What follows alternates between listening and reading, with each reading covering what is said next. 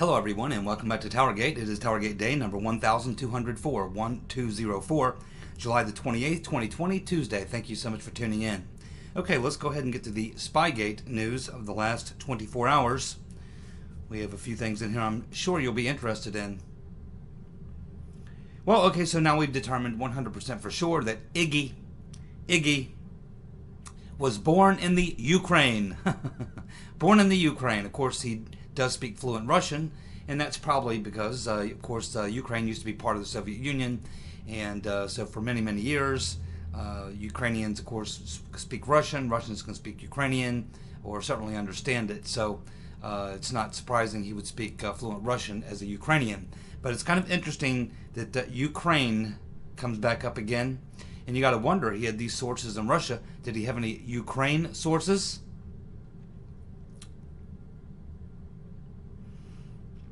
He was there in April of 2016.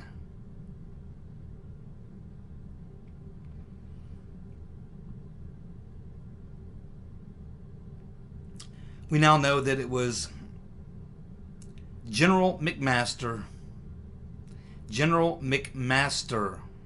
who appointed Fiona Hill to her position at the NSC. Now, most of us knew that McMaster was dirty. I know he was the one responsible for leaks, many of the leaks. He was certainly trying to sabotage Trump at every turn. That bastard needs to be hung. And of course, he has a close association with a lot of those folks over at Brookings. He's one of their buddies. Now, he's a neocon, but the neocons get along just fine with the neoliberals. They share a lot of the same goals. One of them was to destroy Trump. General McMaster. Whew. What a bad hire that was, huh?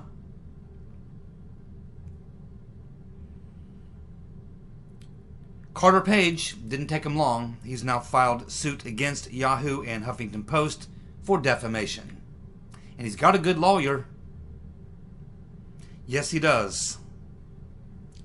Now, here's an interesting story. Sidney Blumenthal, the Rotten Reverend's top henchman, wrote this op-ed going after Ron Johnson, and essentially going after Ron Johnson because he's trying to get to the bottom of trying to get to the truth about the Spygate story, the coup, whatever you want to call it. So Blumenthal goes after Ron Johnson in this op-ed and on a site called justsecurity.org, and then it was picked up by the AP. So Blumenthal goes after Ron Johnson in this op-ed and claims that it was the Washington Free Beacon that hired Fusion GPS to write the dossier, and that they were involved in hiring Christopher Steele. Now, Blumenthal knows this is complete bullshit. Now, Blumenthal doesn't do anything without the rotten Reverend Clinton, because that's his lifeline.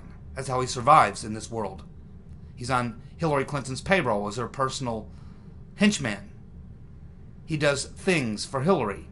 Otherwise, he'd be homeless. He'll do anything for Hillary. So you know that this was on the rotten Reverend Clinton's direction.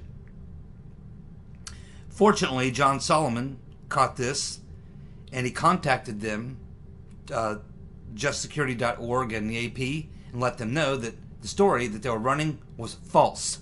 And he said, if I can provide for you the information, the evidence that that story is false, will you retract it? So he did, and so they did.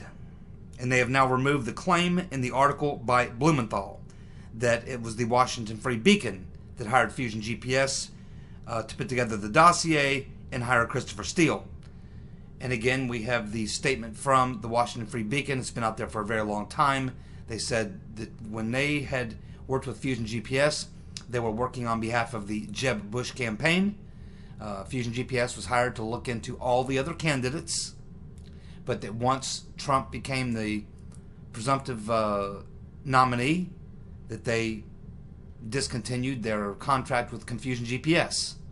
And in no time, while they were contracting Confusion GPS, was there any dossier being put together, nor were they, aware of any, or nor were they instructing Confusion GPS to put together a dossier or anything like that. They have no connection to the dossier. They've made this perfectly clear, and no connection whatsoever to Christopher Steele, the coup, Spygate, or anything else. So Sidney Blumenthal stands corrected. Now, he knew this article was total bullshit when he wrote it. But again, he works for the Right Reverend Clinton, and I'm sure she ordered him to write it. She's getting desperate. Because ultimately, if Durham keeps digging, he's going to find what I've known for quite some time, that this is a Right Reverend Clinton operation. She was directing every bit of this. She's got her boy over there at Brookings Institution, Strobe Talbott, directing the choir, you might say.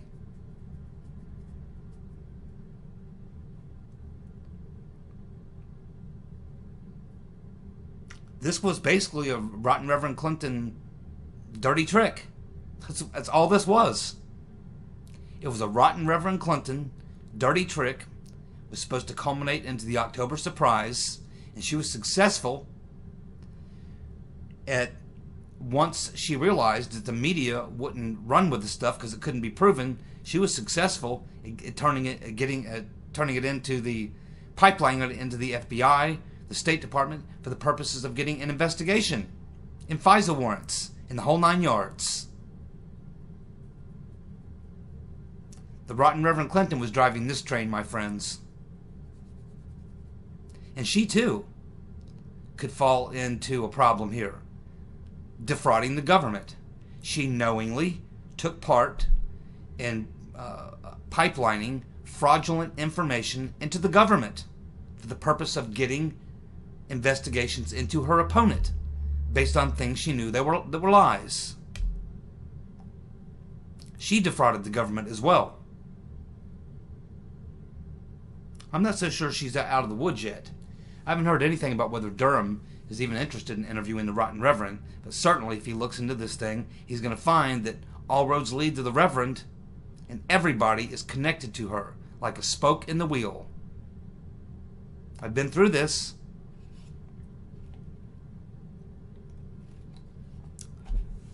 Who in this grand scheme of all the players we know about, who was not connected to the Rotten Reverend? Good luck. That's a very short list. So, Christopher Steele told the court that Strobe Talbott learned about his research project from Susan Rice or Victoria Newland. Victoria FTEU Newland. Now we know it's true that FTEU Newland got the dossier. She's the one who approved Steele's memos being able to be circulated through the State Department. She gave the thumbs up to that. And her take and what she said is that when she was given this dossier information, the Steele's memos, that she forwarded them or directed someone to forward them to the FBI. Now, Susan Rice has been asked about this, and she's just denying it, as she always does. But Susan Rice lies about everything. She denies everything, looks you right in the face, and lies right to your face. But I don't think that Newland or Rice had to say anything to Talbott about what Steele was up to. He was working for Hillary. He was working for Hillary. And Talbott is one of Hillary's closest friends. He didn't need to hear about it from Newland or Rice, though he likely did. Probably heard about it from a lot of people. Fiona Hill admitted in her testimony to Congress that she met with Christopher Steele multiple times in 2016. But when pressed on approximately what days or months or whatever, she went totally blank and said she just could not come up with any estimations of when she met with Steele. Only that Now, she tried to muddy the question as much as she could, but the questioner kept pushing and forced her to admit that she met with him multiple times in 2016. But when they tried to nail her down on approximately when these meetings took place in 2016, she said she just has no idea. Couldn't even comment on it. No idea whatsoever. And keep in mind, it was only 3 years removed from when this happened. I'm sure she recalls every single detail of every time she met with Steele. She's lying. She's got a lot to cover up for. I hope they hang her. I really do. I don't like her very much. She was an integral part of the plot. She was placed into that position at the NSC to do exactly what she did, to carry out the coup attempt. She was to be the star witness that was going to take down Trump. And after she gave her testimony that day, she left there and she went to a little bar in Washington, D.C. And when she walked in, they were all expecting her, all of her friends, and they gave her a standing ovation.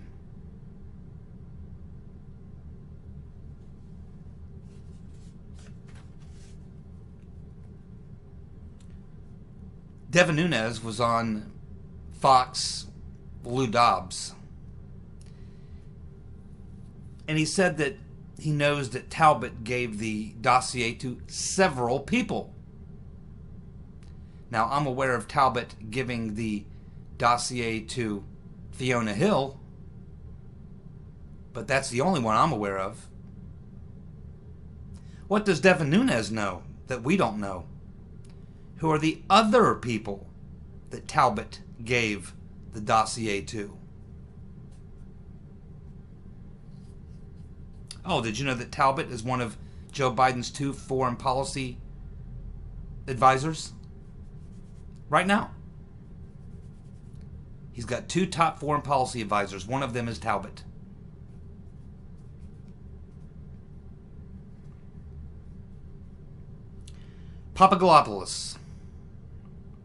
Papagalopoulos on Twitter today or yesterday. You know, his wife is Italian, obviously speaks fluent Italian, and so she's constantly reading the Italian papers.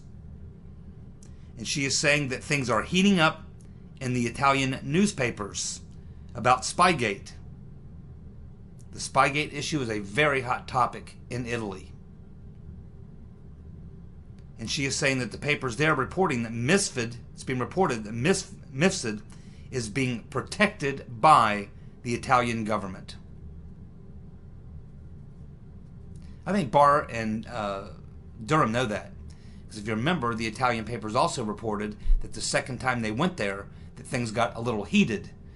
And that Barr and Durham weren't believing the answers they were getting to the questions they were asking about what the Italian government knows about Mifsud and his whereabouts.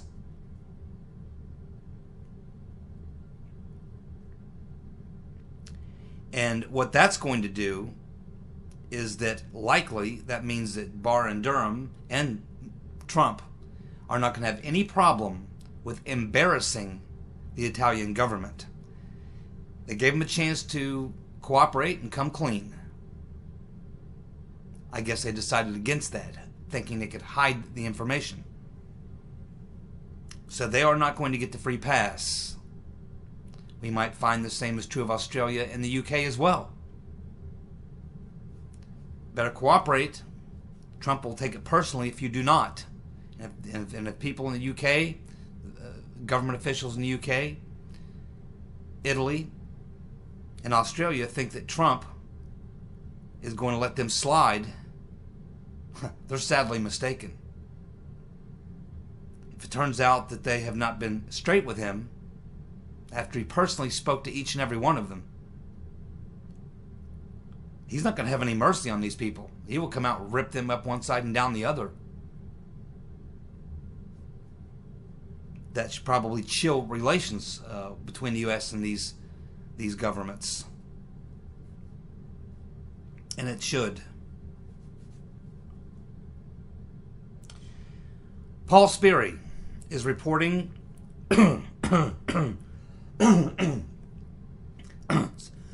excuse me, frog in the throat. Paul Sperry is reporting that the FBI did interview Iggy's source. Source number 3. Source number 3. That, of course, is his drinking buddy girlfriend. He interviewed her, I should say the FBI interviewed her in August of 2017. And she told the FBI that Steele exaggerated the info she provided about Cohen being in Prague. So if the FBI interviewed her, there's a 302. Where is it? Where is the 302 with the FBI interview of Source 3 for Iggy? She's the one who made the accusations about Cohen being in Prague and meeting with some Russian intelligence people, and he's the middleman handling the money transaction for Manafort. Well, we know that this 302 will be classified, but I certainly hope that John Ratcliffe, Lindsey Graham and John Ratcliffe, can dig around and see what they can come up with. Because that 302 with Iggy's number 3 source does exist. Paul Sperry also reporting that John Durham is investigating Iggy. Well, my guess is because they allowed Graham to release this interview with Iggy. My guess is that Durham probably has already investigated Iggy a long time ago and is probably done with him. If he still had work to do with Iggy or was still investigating around Iggy, then it probably wouldn't have released this document quite yet. When documents are being released, that means that Durham is done with them. He's not going to be needing those documents anymore. So my guess is that, yeah, he has already investigated Iggy and probably quite some time ago. Durham's probably known about Iggy for a long time.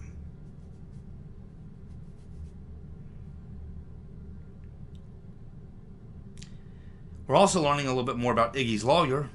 Looks like he donated to John McCain in his campaign, and his law firm that he works for, which he's a partner of, has donated $20,000 to Joe Biden. $20,000 to Joe Biden.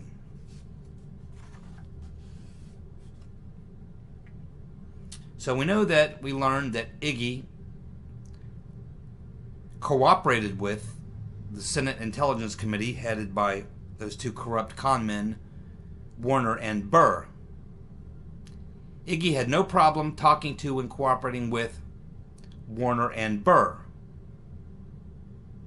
But the Senate has never released those transcripts of those interviews. What do you think Iggy told Warner and Burr?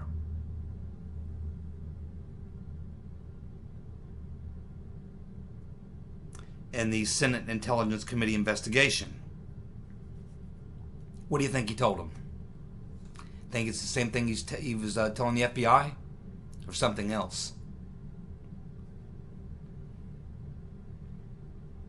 And why did he agree to cooperate and talk to Warner and Burr in the Senate, but would not appear before Devin Nunes's House Intelligence Committee or the Goodlatte Gowdy Committee?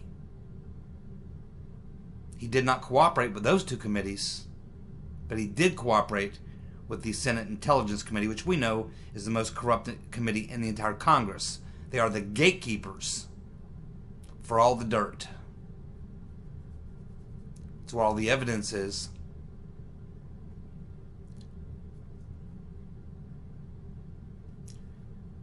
Why do you think that Iggy was okay with talking to Warner and Burr, but was not okay talking to Nunes in the House Intelligence Committee, and was not interested in cooperating with Goodlatte and Gowdy. Why do you think Iggy wasn't interested?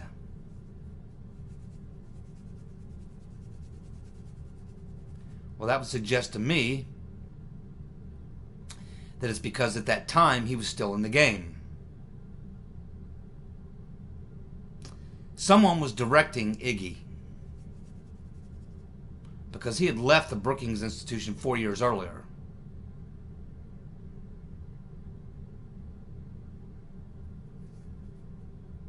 Someone was directing him, and I don't mean Christopher Steele.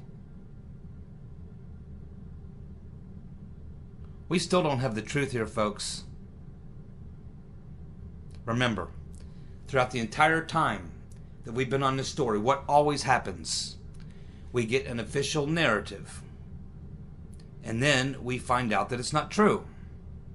And then evidence comes out, and it looks like a certain thing happened. We go, oh, there it is. We've got it figured out. But then we find out that what we thought we had figured out, we didn't have figured out, because that was a cover-up.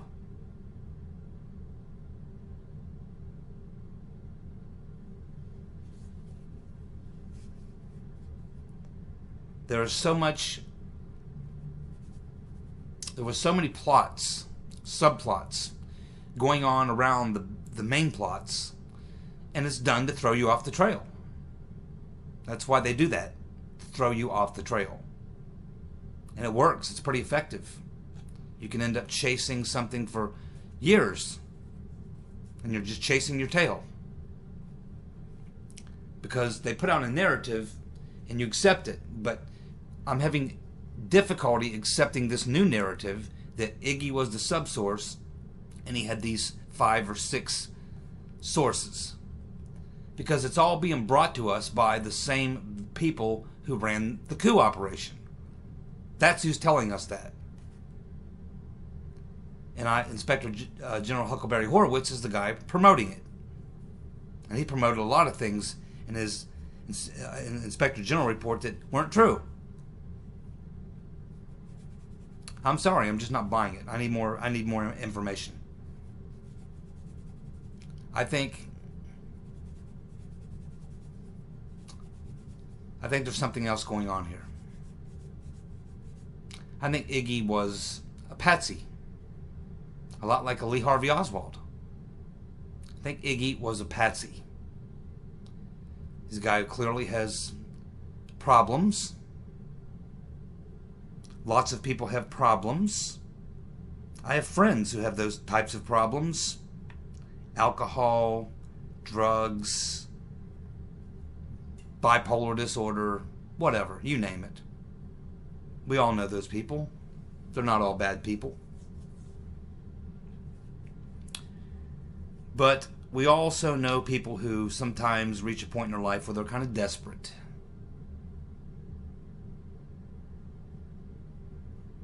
Desperate people with a lot of problems are exactly the type of people who can easily be made into patsies.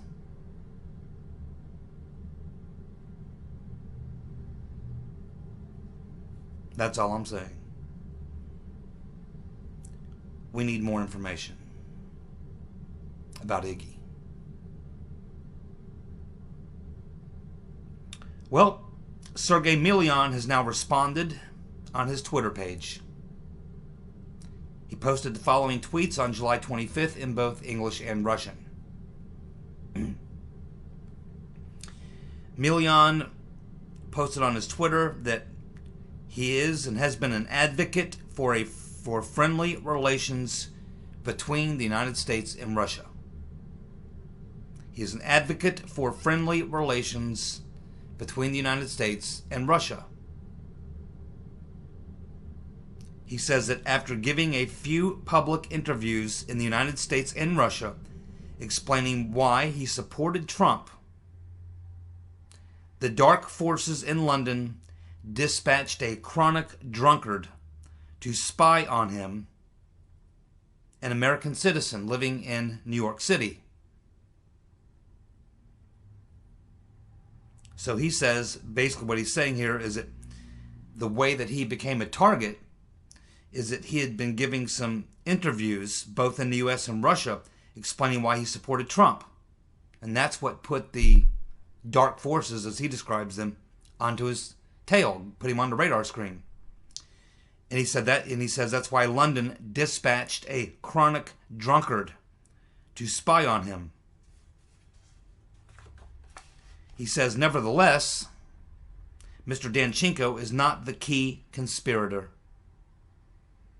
He is simply an addict who had been working for Steele to make ends meet.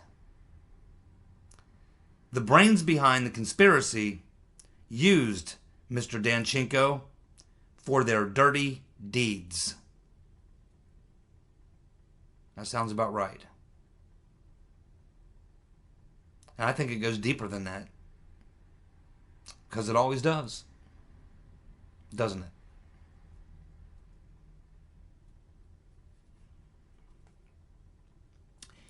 Millian says that high-ranking officials were behind the coup d'etat of the legitimate U.S. president. High-ranking officials. He says that he received 2 emails from Danchenko, and he says he ignored both of them. He says that the first attempt to approach him was on July the 21st of 2016.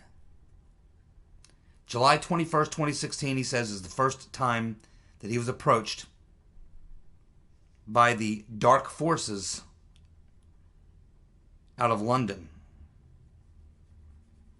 July 21st, 2016.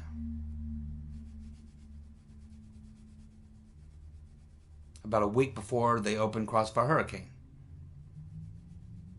A lot of things going on in that month of July of 2016.